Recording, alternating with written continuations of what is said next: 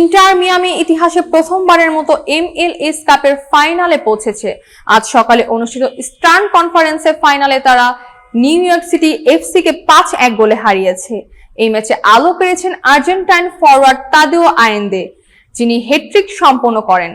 এছাড়াও Mateo Silvetti এবং Telasco Segovia আরো 2টি গোল করেন। জয়ের ফলে inter Miami 6 December MLS cup ফাইনালে ওয়েস্টার্ন কনফারেন্সে বিজয়ী দলের সঙ্গে মুখোমুখি হবে।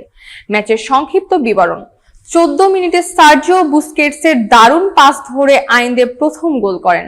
23 মিনিটে জর্দি আলবার ক্রস থেকে হেডে আয়েন্দের দ্বিতীয় গোল। 73 মিনিটে নিউ ইয়র্ক সমতা আনে জাস্টিন হোকের হেড থেকে। 66 মিনিটে রেকো রিওস নেভো সেভ করে মিয়ামির জয় রক্ষা করেন। 67 মিনিটে মেসির পাস থেকে সিলভেত্তি গোল করে ব্যবধান বাড়ান। 83 মিনিটে সেগোভিয়া জার্দি আলবার সঙ্গে পাস আদান প্রদানে গোল করেন। 89 মিনিটে আয়েন্দো হ্যাটট্রিক পূর্ণ করেন। মেসির দলে যোগ দেওয়ার পর মিয়ামি লিগস কাপ 2023 এবং সাপোর্টার্স শিল্ড 2024 জিতেছিল, তবে MLS কাপের ফাইনালে ওঠা হয়নি।